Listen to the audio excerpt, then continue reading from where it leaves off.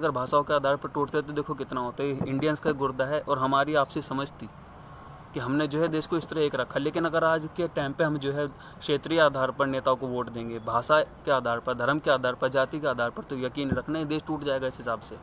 और कोई नेता या कोई धर्मगुरु आपको ये चीज़ नहीं बताएगा कि भाई ऐसा मत करो, क्योंकि उनकी तो राजनीति चल रही है। उनके तो जो है धर्मों के आधार पर जो है उनके अपना जो है बढ़िया वो कर रहे हैं। मुझे बताओ कहीं भी जो है किसी भी धार्मिक उन्माद में किसी जो है बड़े धर्मगुरु का बच्चा मरा है क्या? कभी नहीं मरता। हमेशा जो है गरीब का मरता है। क्योंकि अगर आप और मैं साथ बैठ करके खाना खा लिया ना तो इनकी जो है रोटी रोजी बंद हो जाएगी।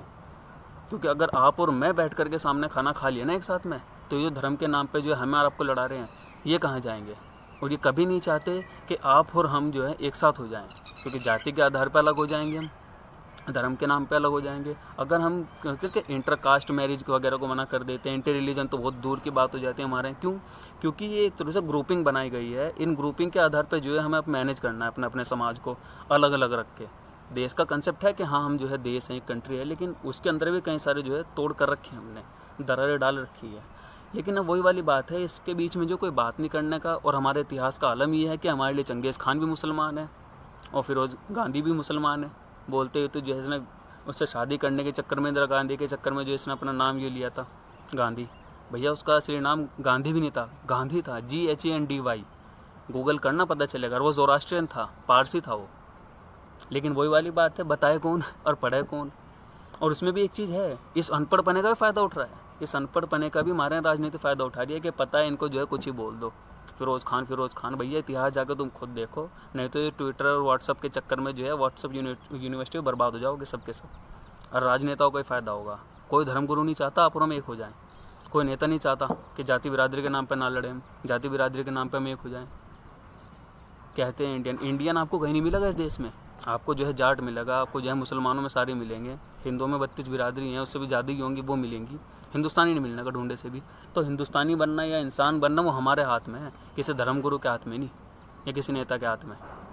और कोई नहीं बोलना कि भाई ये चीज़, क्योंकि राजनीति बंद हो जाएगी ना, फिर राजनीति के मुद्दे ही दूसरे लाने पड़ेंगे। कब तक जाति बिरादरी के नाम पर, धर्म के नाम पर बांट के चलोगे? फिर आपको असलियत में डेवलपमेंट करना पड़ेगा। नहीं तो चीन ऐसे ही नहीं है। 1 अक्टूबर 1949 में जो है एक तरह से अपने स्टेट उसमें आया है, जैसे हम 15 अगस्त 1947 में आए थे। आज $15 ट्रिलियन की इकोनॉमी है, हमारी 2.25 है। कोई पूछने वाला है नेताओं से?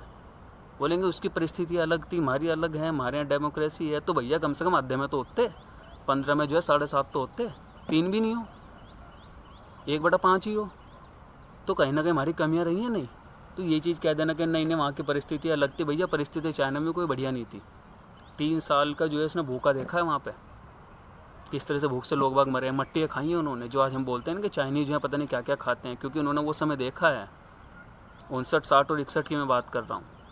इन 3 सालों में जो है इतनी ज़्यादा भुखमरी आई है, चाइनीज़ लोगों ने वो चीज़ खाई है कि जो आप खा नहीं सकते हो। कीड़े मकोड़े जो है ना, वो मजबूरी बन गई थी उनकी। तो भैया उन्होंने वो भी दिन देखा है, फिर उन्होंने जो है इस चीज़ को रियलाइज़ भी कराया। नेता भी ठीक है वहाँ पे इस तरह के थे जो फैसले ले दिए, कोई इसको जो चैलेंज नहीं कर सकता। लेकिन डेमोक्रेसी के नाम पे आप ये नहीं कह सकते ना कि उनको वहाँ पे हमारे यहाँ डेमोक्रेसी है और उसके यहाँ पे जो है साम्यवाद चल रहा है और इस तरह का जो है माओवाद चल रहा है। वो भी ठीक है भैया, 15 ट्रिलियन है उसकी, हमारे यहाँ 7.5 5 तो होती।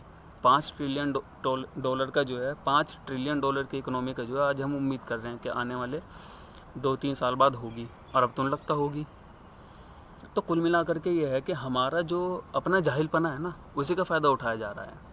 ये जितने भी नेता जो है आपको जाति धर्म के नाम पे जो है दूर करते हैं आपस में एक दूसरे से, ध्यान रखना इनकी राजनीति इसी चीज़ से चल रही है। इनके कुर्सी के डंडे हैं ये सब। धर्म, जाति, ऊंच नीच, क्षेत्रवाद, भाषा के आधार पर जो भाषीय जिसको बोलते हैं आधार, तो वो सब जो है इनके कुर्सी के जो है 4 डंडे हैं ये, और उसको टिकाए हुए हैं हम तुम।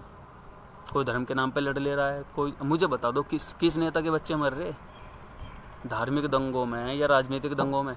जब देश में संपत्ति जलती है ना जाति के नाम पे, धर्म के नाम पे, तो वो जो है किसी नेता की नहीं जलती इतनी, वो जो है आम आदमी ही अपनी जलाता है। लेकिन हम अनपढ़ बहुत बड़े हैं इस मामले में। हम जो है धर्म के नाम पे इतने बड़े अंधे भक्त हुए पड़े हैं अपने अपने धर्मों के नाम पे, क्या बताएं। धर्म के खिलाफ बर्दाश्त नहीं है। मैं असली जो धर्म है भैया वो तो इंसानियत है।